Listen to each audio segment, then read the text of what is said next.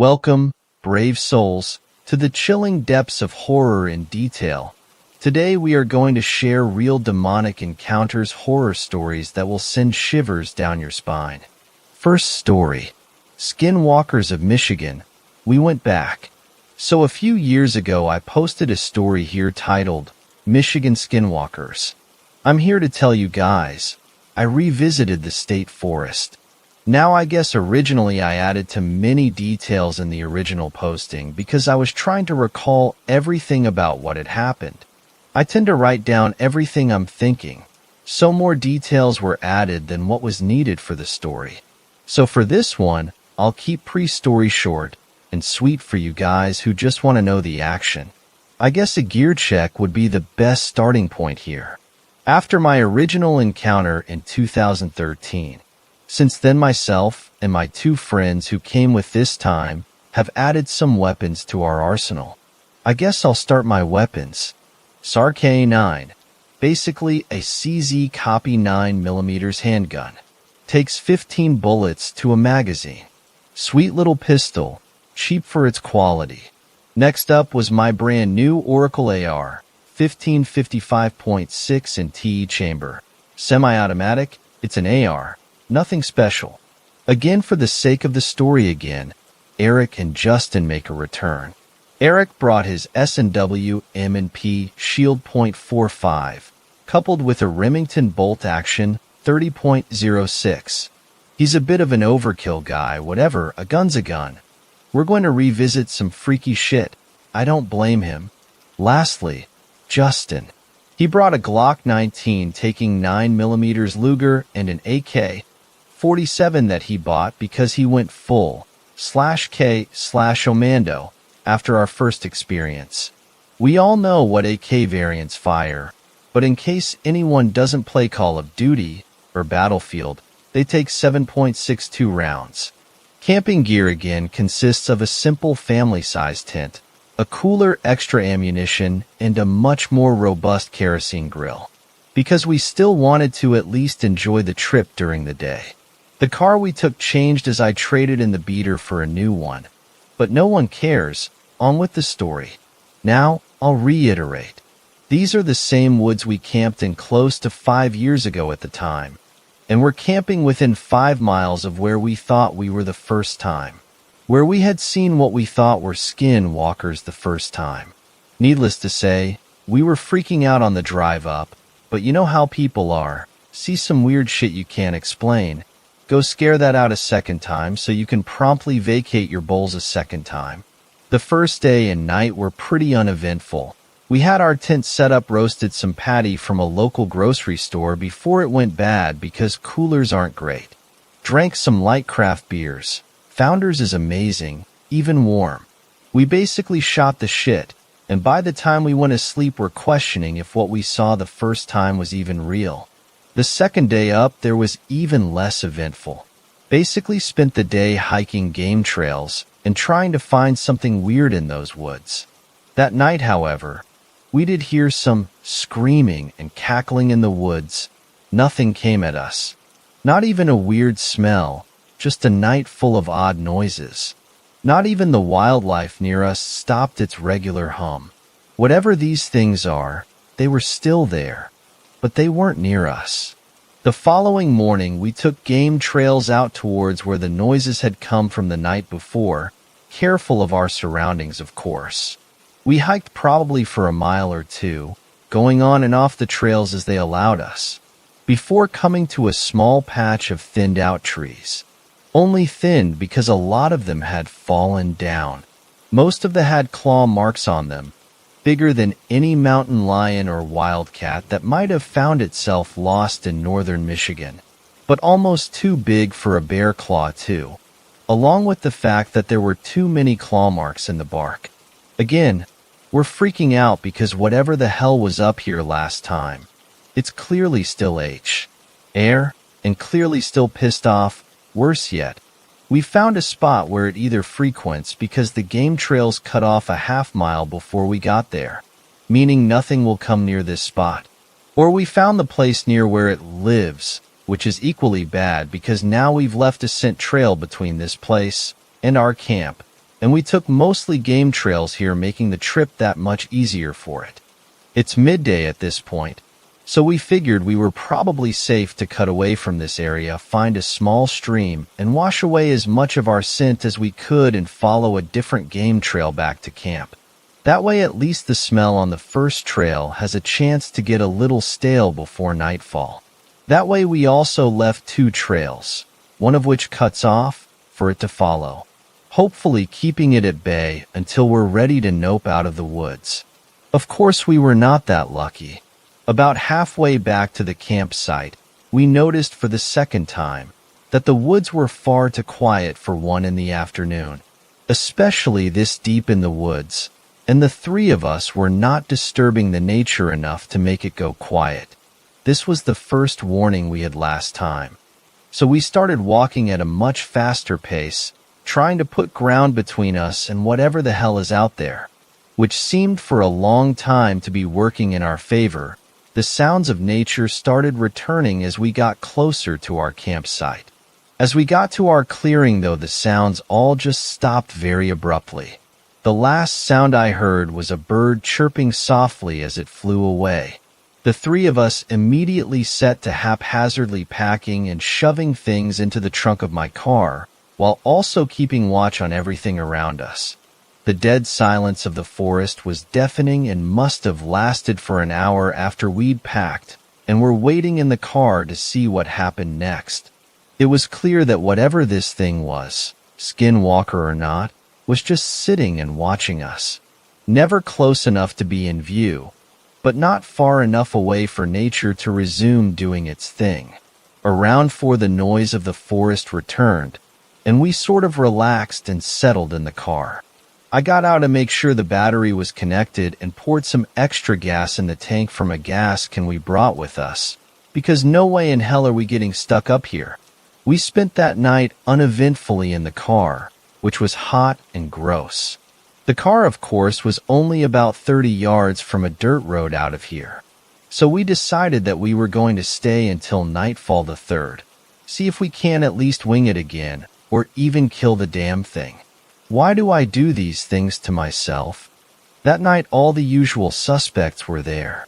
The forest became dead silent again, this time for another hour before the copper smell singed our noses, then followed by crazed cackling and shrill screams. We were already at my car doors open by this point, weapons pointed towards where we thought the noises were coming from.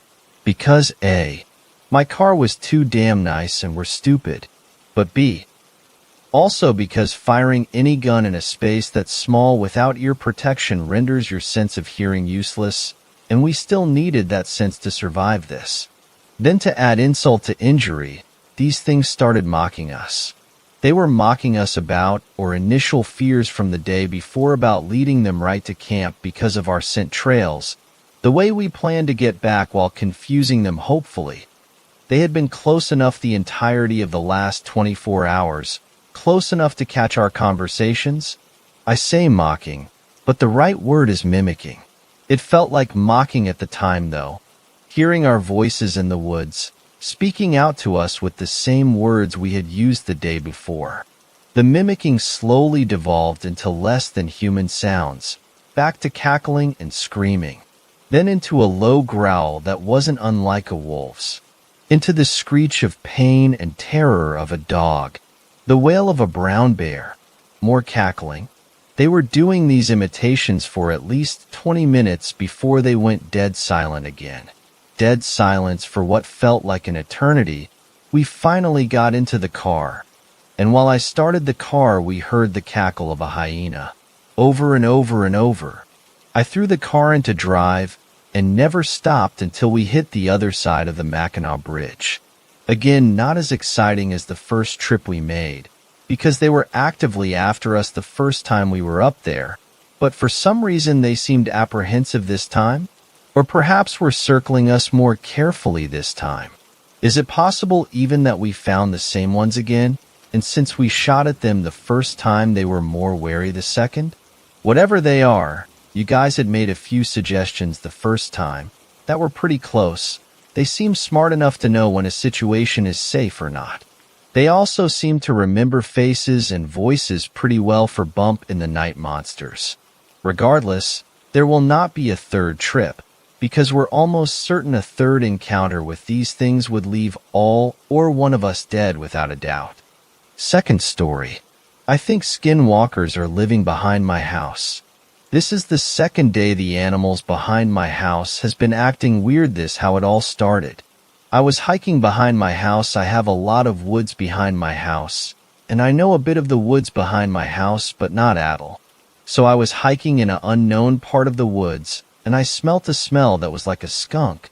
But that didn't raise any red flags yet until I went closer into the direction of the smell. It smelt like rotten flesh, like roadkill, and as I went maybe not even 5 feet, an elk just popped out of nowhere, and the smell was coming from that, and I started to back away from the elk so I don't get charged at by it. So I am on my way back home, and I see a different elk. I think it also had the same expression that the other one did. So I started to run because it's following me, and it started picking up speed, so I did too. I am a 6'4" guy, and I am pretty fast and well fit and barely get scared. But I had this gut feeling that said to get away from that elk, because that's not an elk. Most elk around here are scared of people. As I keep running, I manage make it out of the woods, and I look back and it's gone, so I go inside and I look out the window, and it is the same elk. I don't know why it's at the tree line behind a bush, and the entire time, I just realized it had its head facing right to me the entire time. Then it turned left, and its face was tore up, deep cuts down to the bone, and one cut was so deep I could see its brain. So I watched TV and tried to convince myself that I was overthinking the situation, while I was trying to get this off my mind. After watching TV, I realized I was hungry, so I want to get something to eat. It was maybe 6 or 7 o'clock, so I got in my truck and I just about shit my pants. It was the same elk, turned to the right this time behind a couple of trees, so I want to get something to eat to try to hopefully convince myself it was all my hallucination. I got home at like 9. I was laying on my couch, watching the new Game of Thrones episode. Then I fell asleep and I heard snarling, but it was human-like. It was making it and tapping on my window, but the thing that scared me the most was that I am on the second floor of my house. How the hell did an elk get to the second floor of my house? So I have been up all night looking for what is going on, and most of the things that have been going on are pointing me to a skinwalker. I will do some more research on this. By the way, the noises and tapping stopped at like 6:30 this morning. I will post again when I find more stuff out, and if I messed up a lot in the story, it is because I am still shaking because of what is going on. Update 2. My girlfriend came over to my house to spend some time, and she decided to stay the night. So we went out on the porch about 6 or 7 p.m. to talk and to work on the rail because it was tilted, and I think I know why. But I didn't want to tell her because it would frighten her, or she would take it as a joke. So while I was out there, I had a pistol on me to protect me and her if the skinwalker came back, and I was hoping so to kill the damn thing. But around 10 or 11, my girlfriend had a couple of drinks she offered me, but I said no because if that thing came back, I need to kill it or drive it away. She went to bed and I did too, so I wouldn't have to face the skinwalker or any other night creatures. At 2 a.m., I woke up to kind of a moaning/screaming and no stop outside, which sounded like my girlfriend, and I didn't think twice. I put on my jeans and my shirt.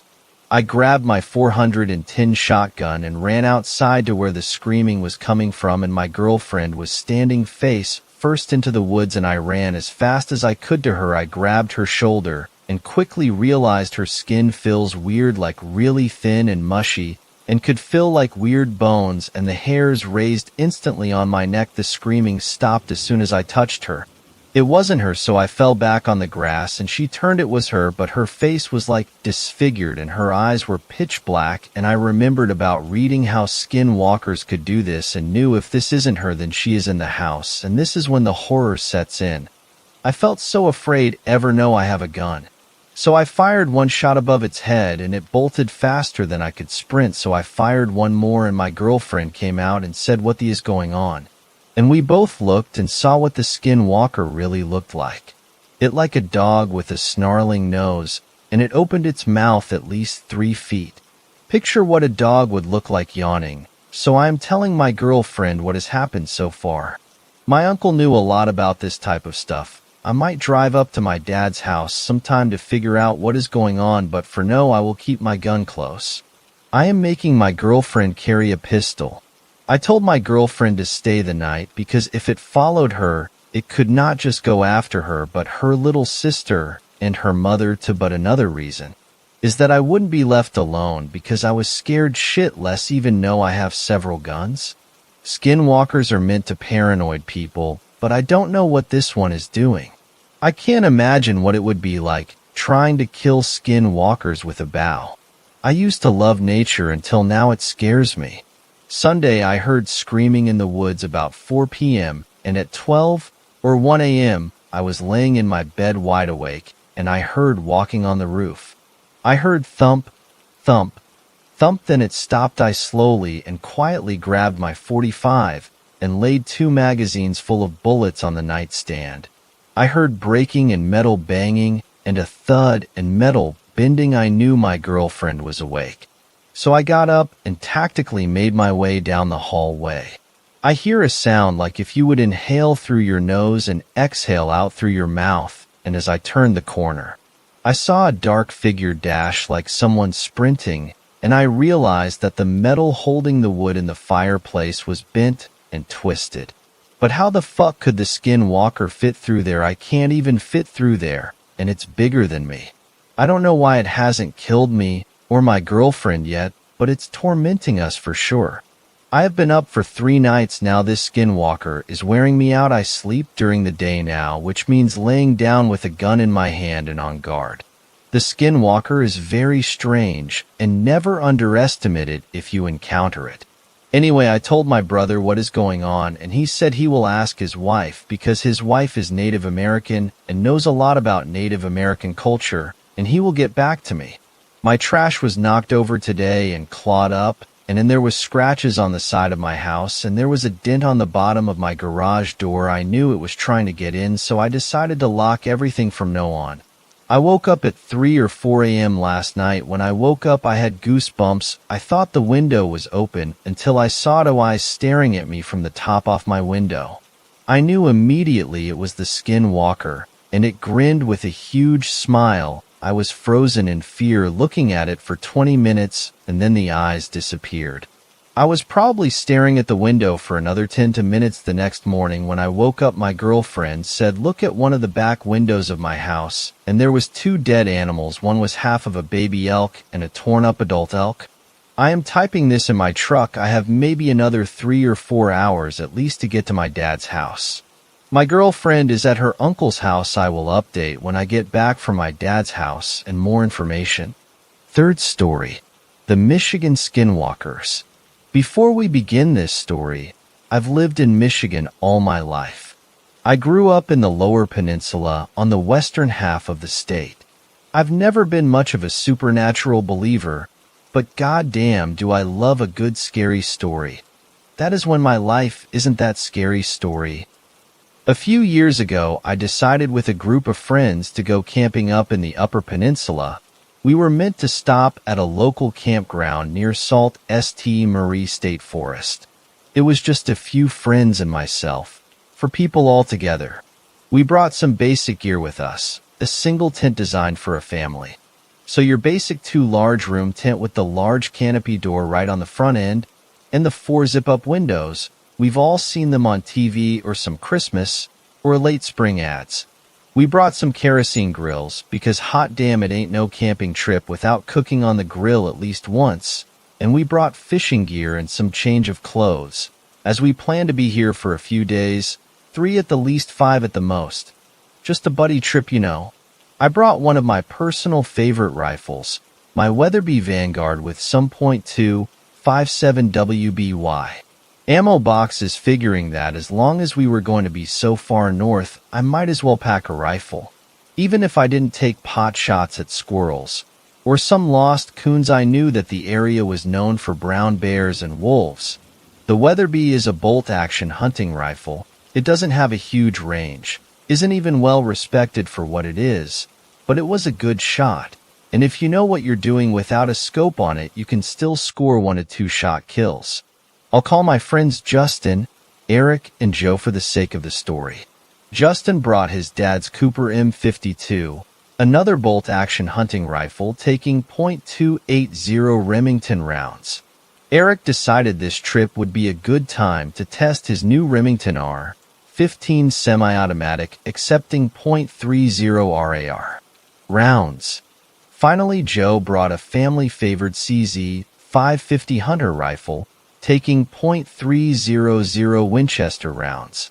Guns all thrown in the back of the single car we were taking, a 2002 Silver Grand AM that was missing a hubcap on the front right tire, and all our gear piled on top of the weapons. We double-checked to make sure everyone had permits, licenses, and forms of identification. I hopped in the driver's seat and peered around the interior of the car. The material on the ceiling was coming loose from the old glue holding it there. My friend Justin was sitting straight behind me while Joe was on his right, leaving Eric to my right in the passenger side of the car. We began our journey by shooting up Highway I-96, which later turns into Highway 131, connecting to I-75, coming from the west side of the state. We drove north with 97.9 GRD on for a short period of the ride. The station turned to static as we left the city's greater area, though. We stopped once we reached Cadillac for gas and snacks. Man, feels like we've been stuck in that car for an eternity, Justin said as we stretched fully for the first time in what seemed like weeks. After filling the tank and jumping back on 131, we continued the now half-over journey north, past Gaylord and to Mackinac. I figured the scariest part of this journey would be crossing that damned suspension bridge. Turns out the bridge was easy. People always tell stories of how you can feel the bridge swaying from time to time and hear creaking as the bridge shifts its own weight in the wind. By the time we crossed the bridge, it was getting darker out. We had been surrounded by woods and thick forest and state parks for quite some time. Most of northern Michigan is covered in trees and eerie forests. It was 10 p.m. when we arrived at the spot we'd call home for the night. It was a summer evening sometime in late June. It was June 21st or June 25th, I can't quite remember anymore. We stopped in a small clearing just a few miles from where the campgrounds were. We were about as far from any main roads as we could be when we stopped. However, a single event stuck in my head the entire time we set up that night in the spot we decided we'd just stay in. Around 8:30 we had stopped again at another truck stop on I-75 in St. Ignace, coming into the Upper Peninsula. An older woman with graying short hair and an aging face asked what 4 young men were doing traveling so far into nowhere on such a beautiful summer night. When we explained we intended to stay in the Sault Ste. Marie State Forest for about a week, she had a strange look come over her face, as if she suddenly became twisted in fear and worry. All she told us as we left the station was to be careful and have fun.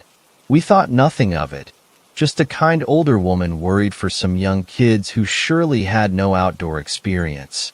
At 11 p.m. the stars began to shine so bright in the sky we began to name the constellations, starting from the Little Dipper and ending at Orion's belt, realizing none of us even knew astronomical formations well enough to name anything past the basics that every 10-year-old and their uncle can name.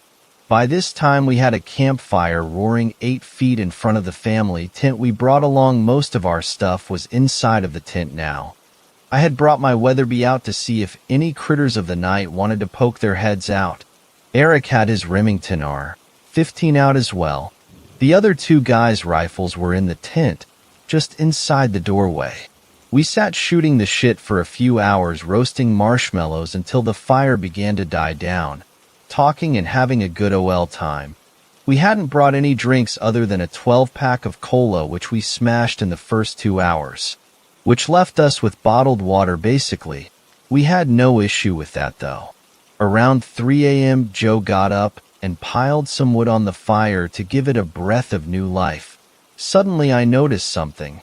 The woods were dead silent. Now, I'm not a survival expert, and I'm not a hunter or even a soldier, but I do know when the sounds of nature stop, it's time to get the hell out. It was 3 in the morning, though. We were all exhausted and didn't want to move, even if it meant shooting at some brown bear tonight. I told the other 3 to shut up and just listen. Joe and Justin went and grabbed their rifles from the tent for security, while Eric and I loaded one into the chambers of our rifles and switched the safeties off. I glanced at Eric, who was shooting glances into the trees just beyond the light of the once again growing fire. I was about to ask him if he was all right when Justin and Joe came back with their rifles ready. The woods then quivered in the wind, and we heard the noise for the first time in the 2 days we stayed. It was like a howl mixed with human screaming, but the screaming sounded artificial. I went cold and clammy immediately. I clutched my Weatherby, pointing it in the direction of the sound. Joe lifted his rifle quickly in the same direction while kneeling near the fire. Justin looked like he had seen a ghost, pale and wide-eyed, just listening. Suddenly, a coppery smell filled the camp with a mix of rotting flesh. Bushes nearby began to rustle, and a pair of silvery yellow eyes glared out at us. My stomach sank as I drew a cold breath in when I saw them. They weren't the eyes of any wolves from around here, or the eyes of a curious raccoon or critter of the night. They were the eyes of a ghastly predator who doesn't run from the sight of 4 grown men carrying rifles strong enough to put down an ox. The set of eyes seemed to study us, unmoving and unblinking. Just 2 set orbs in the bushes. The scent was growing stronger all this time.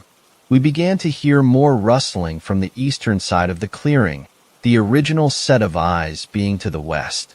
I looked to the east and saw 2 more sets of eyes glaring out at us. I almost screamed and let out a small cry. It was at that time that growling, or maybe low mumbling, almost a murmur, began to set all around us. Eric began screaming and unloading .30s into the nearest set of eyes. He missed the first 3 shots, but the 4th landed with a loud THUMPF, followed by the most terrifying noise I've ever heard. It was like a wild beast crying out in anguish and hatred at the same time. The eyes which had been studying us were now gone, followed by the sound of a pack of whatever the hell had been watching us moving off to the north. We sat for 15 minutes as the awful smell faded from our nostrils, and the sound of wildlife began to return. As we began to relax at 4:15 in the morning, I realized that with dawn beginning to break, my hands were white where the rifle sat cradled in them just 10 minutes before. I had been gripping my gun so tight that it left marks in my hands. Eric and I wanted the hell out of these woods that day, but Justin and Joe insisted that we stay, even if just to rest. So we did, of course, because I realized that we hadn't slept. So we took shifts watching outside the tent for the damned animals to come back, even though it was broad daylight now. We stayed much longer than intended, because after a rest we concluded they were just a pack of wolves, and the noises were our brains playing tricks on us. Around 9 p.m. that night, I loaded my rifle again, not taking a chance getting caught off guard by a wild gray. It was uneventful until midnight. The smell returned, but this time it was 10 times worse. Joe gagged and threw up beside the tent. I listened, remembering the night before. The woods were dead silent, not even the sound of the wind. Tonight something different happened, though. At 12:30 a.m. the woods suddenly filled with violent screams all around us, human but not human at the same time. It's hard to describe. The smell of rotting flesh was overcome by the smell of copper, an awful metallic smell that burns the inside of your nostrils. I lifted my Weatherby in 1 second, pointing it toward the nearest scream, when I saw a pair of eyes in the direction of my rifle, the same glaring silver-yellow eyes as the night before. But this time the eyes were full of hatred, and they began to rise. The eyes now sat at 7 feet above the ground. Goosebumps formed on my entire body as I broke into a cold sweat. These were not wolves. These were no goddamned wolves. Wolves don't stand at 7 feet. I can see the silver yellow eyes, but they don't stand up, and they especially don't stand that tall. This time it was Joe who screamed, and he screamed loud. I looked in his direction and saw not 2, but 3 pairs of eyes standing 7 feet above the ground where he was pointing his CZ-550. I heard soft thumping from in front of me and snapped my head back forward toward where I was aiming and saw the eyes approaching me, fast. I squeezed my trigger, feeling the kick of my rifle throwing itself back into my shoulder. I heard the thump of bullet meeting flesh and I pulled the bolt up and back on my rifle, sliding another .257 into the chamber and squeezed that round off within 2 seconds of the other round, hearing another thump as I pulled the bolt up and back again, loading another shell into the chamber. My nose filled with the smell of gunpowder, copper, and rotting flesh as I heard the eyes scream their terrible scream in front of me after I pumped 2.257 rounds into them within 3 seconds. The thing dropped back down onto 4s, or however many legs it walked on. Maybe it just slouched and ran off, hightailing it. I realized the woods went silent with the creature's scream. Suddenly, all at once, the terrible screams filled the woods again.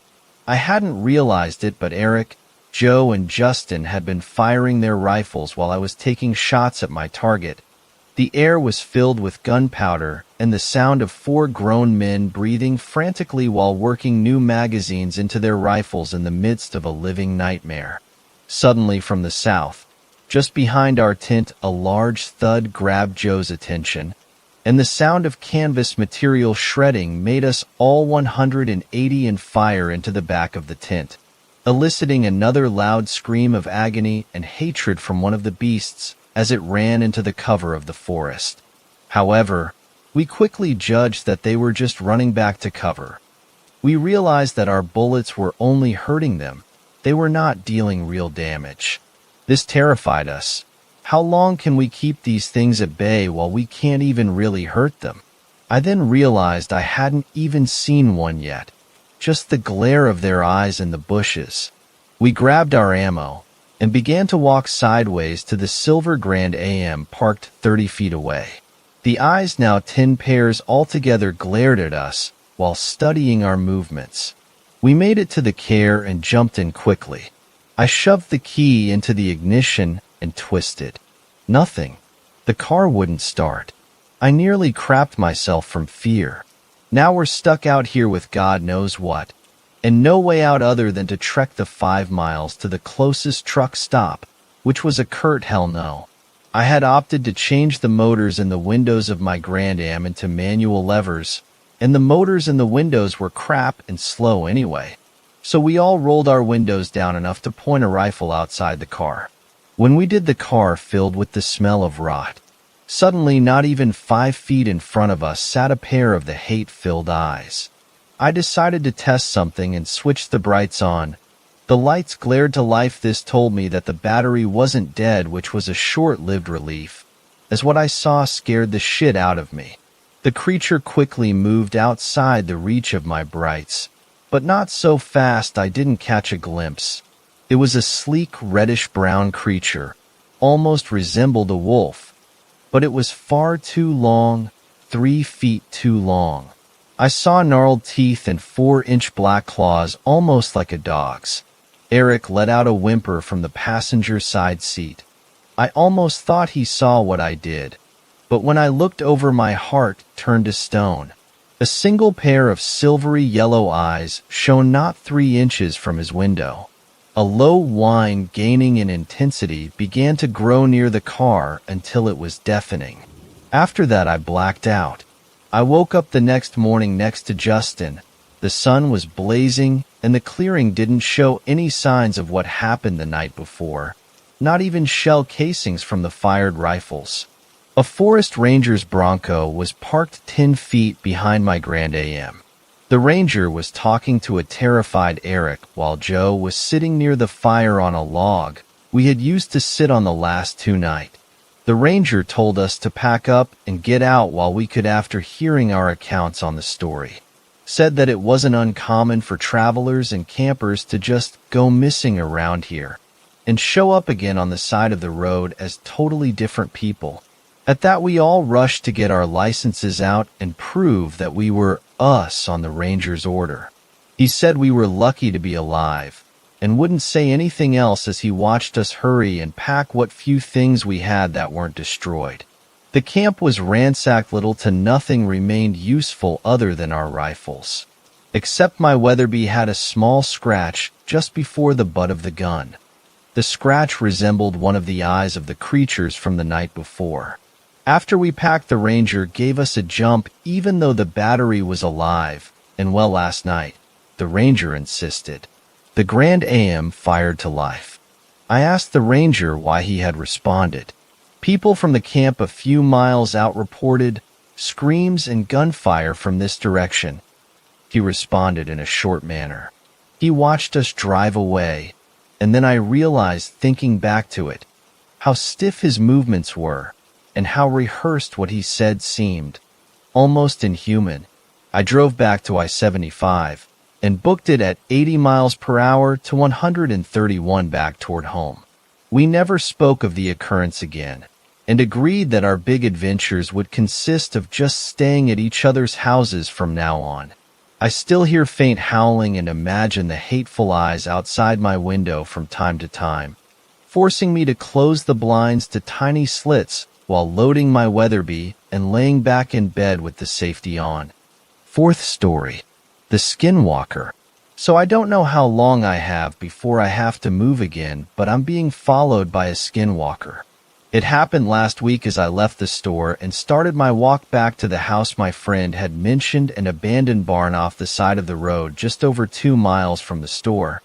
I hadn't found what I needed at the store, so I figured I would stop by and check the place out. I wish I hadn't. When I arrived, I instantly had a creepy feeling about the place. It had glass windows, and I could barely make out the barn shape because of the amount of decomposing.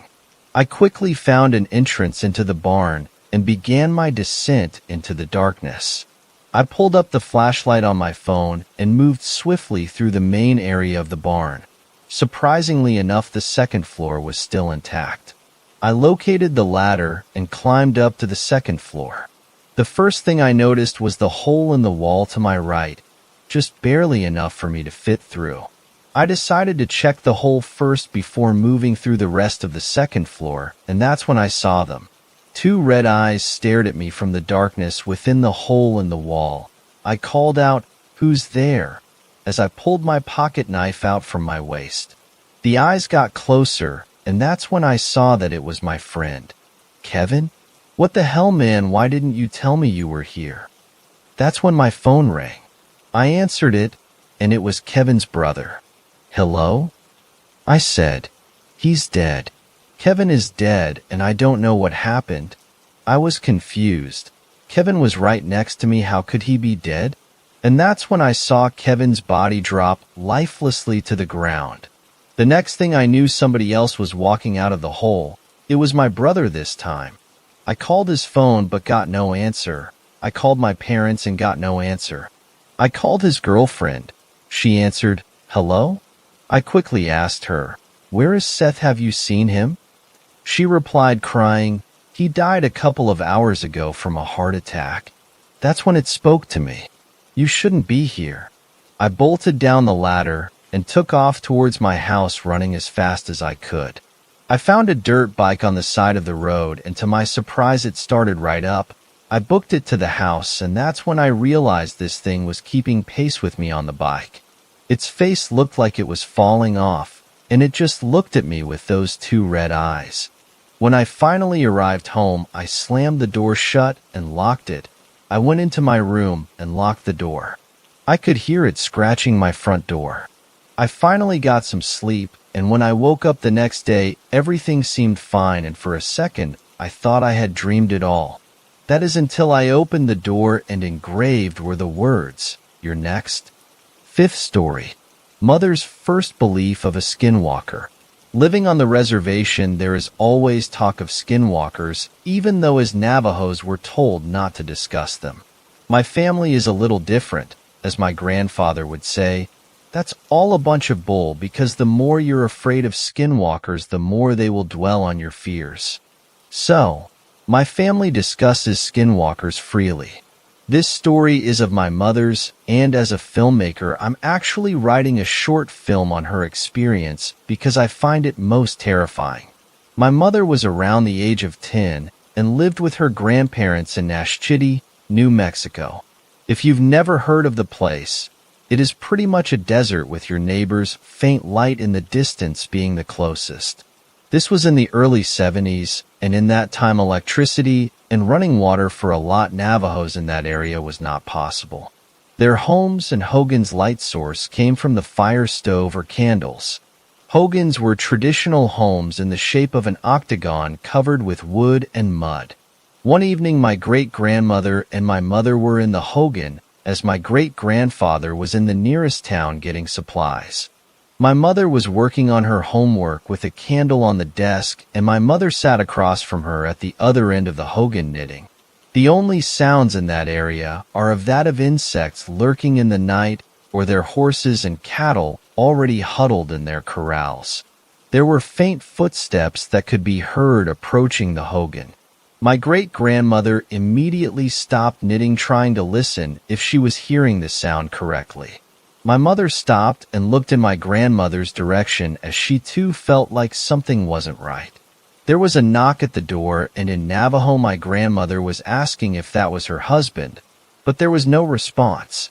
My grandmother and mother sat in silence, both confused at who could be at their door late in the evening.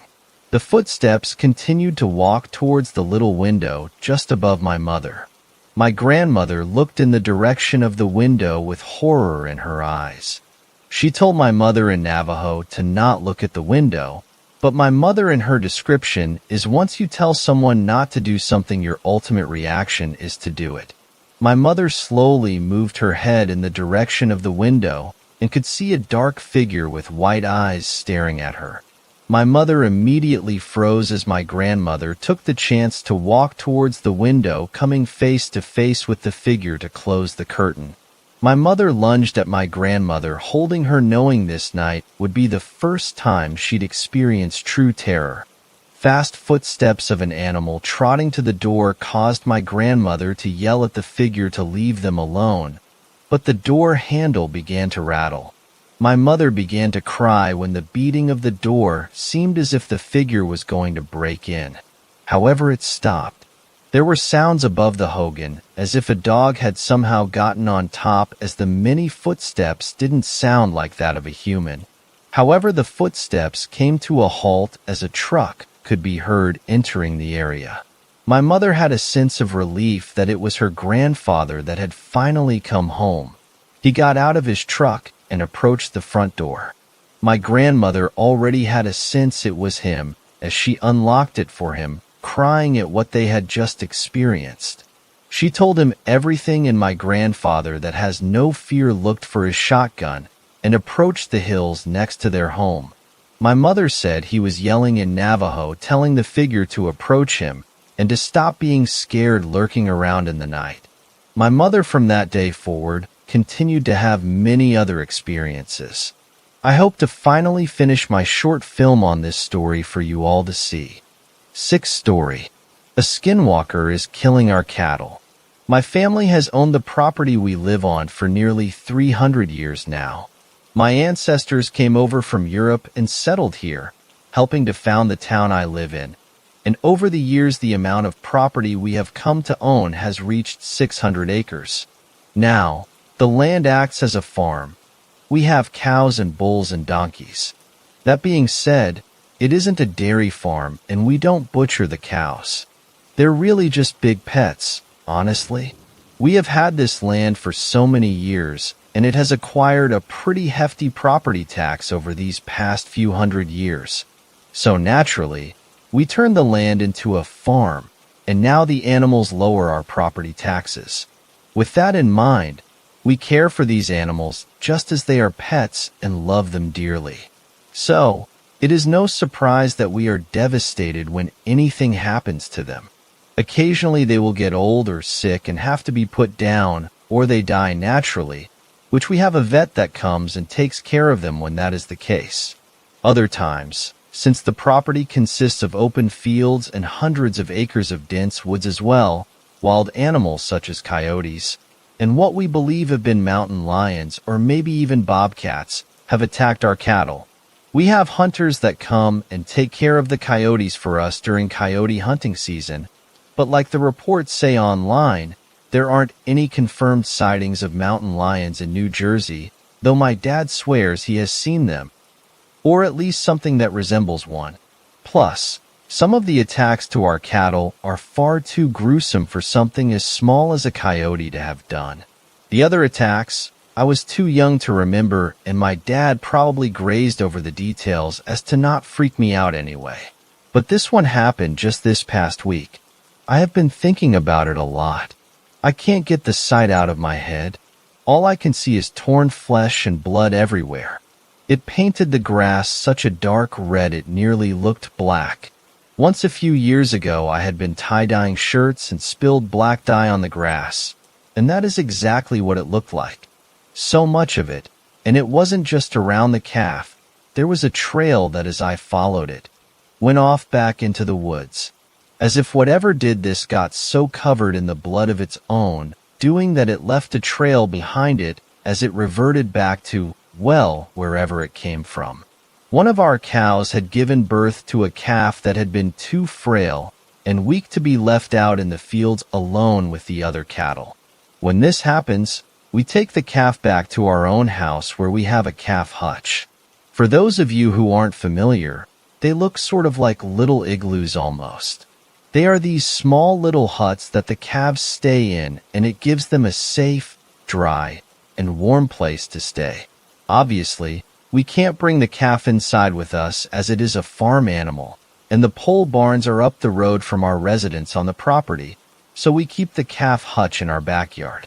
It allows us to have quick and easy access to the calf if anything goes wrong with it or its health.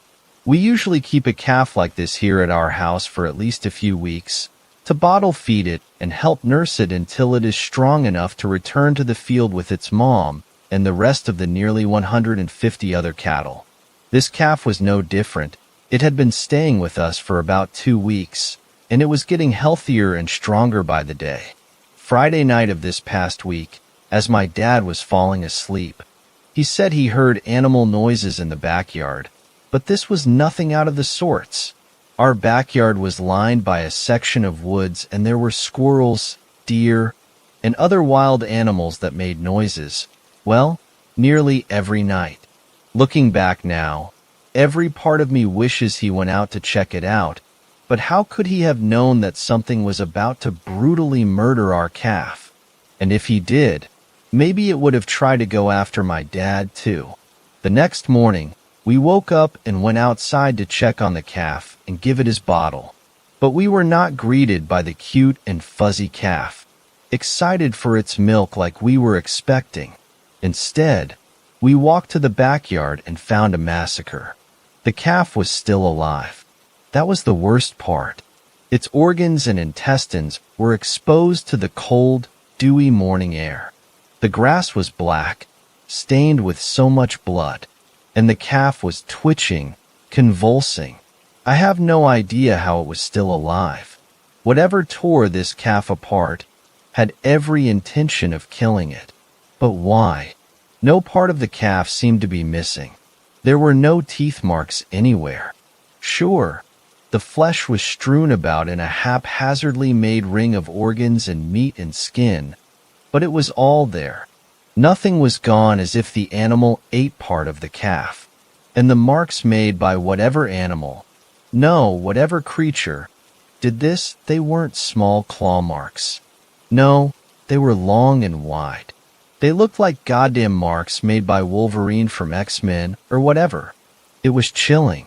My dad said he had to put the poor thing out of its misery, but I already knew that was going to be the case at first glance of the calf.